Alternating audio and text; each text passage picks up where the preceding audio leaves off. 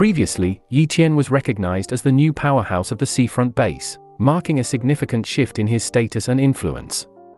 Though he could be the new overlord of the seafront base, Ye Tian has decided to leave the seafront base with his sister, Ye Yu.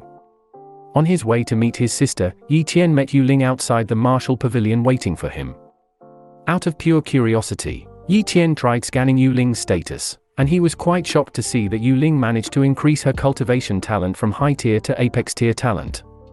Remembering the treasure she had acquired at the Lake of Death, Ye Tian thought it might have an effect to increase one's cultivation talent to the next tier. With this thought, Ye Tian was quite amazed at Yu Ling's capability, but Yu Ling wasn't fond of getting stared at by someone, so she called Ye Tian in a fluster. When Ye Tian finally snapped from his daze, Yu Ling invited him for a walk to talk about something. Yu Ling told Ye Tian that the Lin family was willing and prepared to help him build his influence in the seafront base, but he decided to leave the seafront base for the Demon Sea base. Hearing Ye Tian's plan, Yu Ling was taken aback. Yu Ling did not imagine that Ye Tian would leave the seafront base so suddenly. But Ye Tian's decision was final and she had nothing to say anymore, hence the two walked back to the martial pavilion in silence. It was already dark when the two arrived at the martial pavilion. Ye Yu immediately pounced at his elder brother when she saw him arrive. She was worried sick when Ye Tian left to deal with some troubles. Ye Tian lectured Ye Yu for her childish behavior, but he himself was glad that he got to meet his younger sister once again, after that dangerous fight against a Grandmaster martial warrior. Ye Tian did not forget to give his thanks to Elder Lin and Galewolf for taking care of his younger sister. Yu Ling, who was behind them, watched them greet each other as she told Xiao Yu to call for a man named Elder Yu Zhong as she had something to discuss with him. In her office, an old man in a black suit was conversing with Yu Ling about something. From his tone, Yu Ling had discussed her big decision and he was trying to confirm it to her. But Yu Ling was firm on her resolve and she was adamant about doing that plan. The next day, Ye Tian and Ye Yu were outside the seafront base, preparing to leave with the car the Elder Lin got for the two of them. While Ye Tian was saying his farewell, Galewolf noticed that Yu Ling wasn't there to see Ye Tian off despite them being good friends. Ye Tian noticed it too, but he did not put too much thought into that. Finally, Ye Tian was about to get in the car to leave, but Yu Ling arrived in her casual attire alongside Xiao Yu.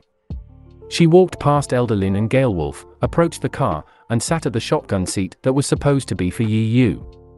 Yu Ling has decided to leave with Ye Tian to the Demon Sea base. Ye Tian saw her attitude and couldn't help but sigh helplessly as he told Xiao Yu and Ye Yu to sit at the back.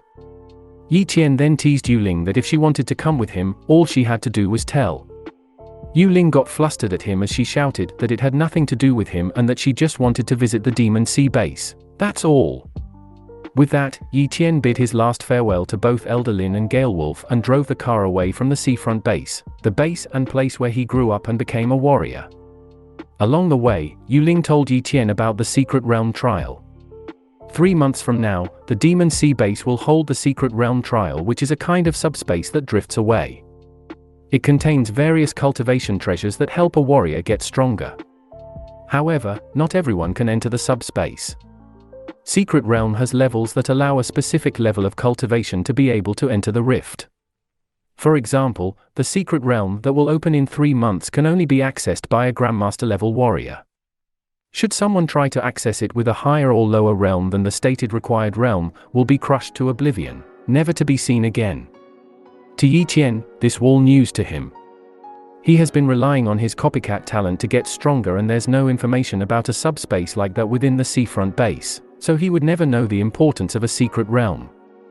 Yu Ling added that for him to be able to enter the secret realm, she was willing to give him a slot for access. However, a member of the Yu family will lose a slot in return. Knowing that he'd be causing misfortune to an unsuspecting stranger, Ye Tian declined the offer. He doesn't need to enter the secret realm just to get stronger. But Yu Ling did not take Ye Tian's refusal positively as she aggressively attacked him while he was driving. Later that day, their group arrived at the abandoned campsite. Ye Tian washed his face from the nearby river and felt the fresh air after driving for so long. On his way back, Yu Ling approached him with the same topic.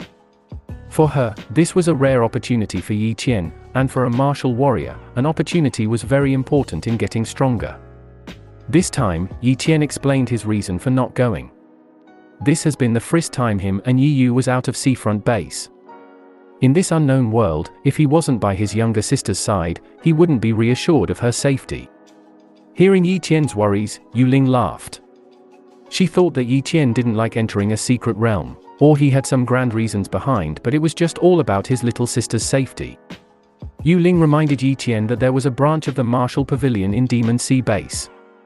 Ye can take shelter there while Ye Tian and her will go check out the secret realm together.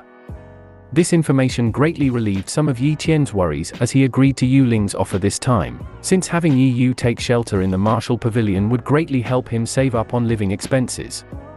After that talk, the two of them returned to their campsite. Upon arriving, Xiao Yu asked them about their plans. There were still about 3,000 kilometers left before they would reach the Demon Sea base. Now, it was either they hit the road as fast as possible or take their time while sightseeing. Ye Tian and Yuling answered anything at the same time, which made them feel awkward.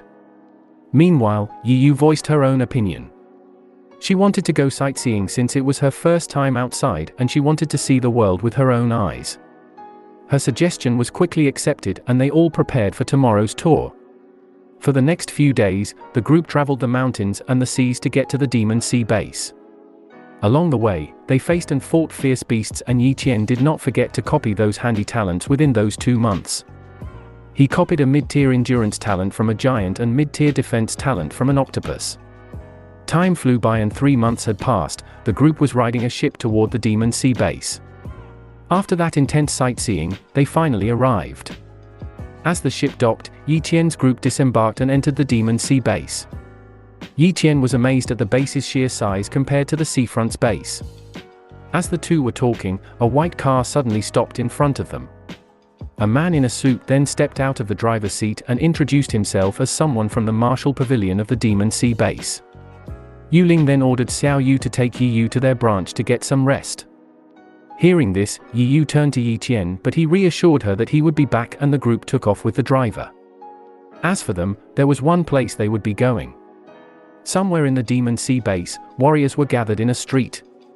Yuling brought Ye Tian to where the secret realm will be opened and not everyone here will be able to enter the realm. They were probably here just to watch the opening of the secret realm. While everyone was conversing with each other, someone in the crowd noticed the rift appearing. Everyone looked up in the sky and saw a small purple rift in mid-air. Ye Tian was confused to see a small rift. How could a person enter with such a small hole? Yuling explained that the initial appearance of the rift was like this. Next, someone will have to break the rift by force. On this note, a man suddenly flew toward the rift. Everyone who saw this quickly realized the man's identity. They call him King Yunhe.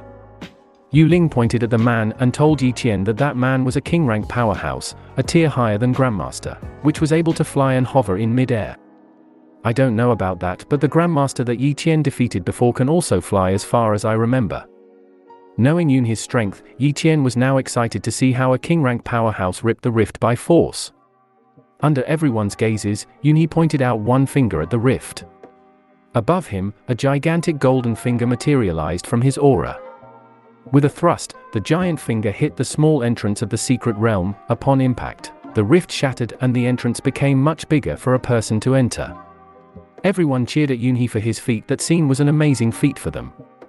Meanwhile, Ye Tian was very curious about Yunhe's talent, which allowed him to become a king-rank powerhouse.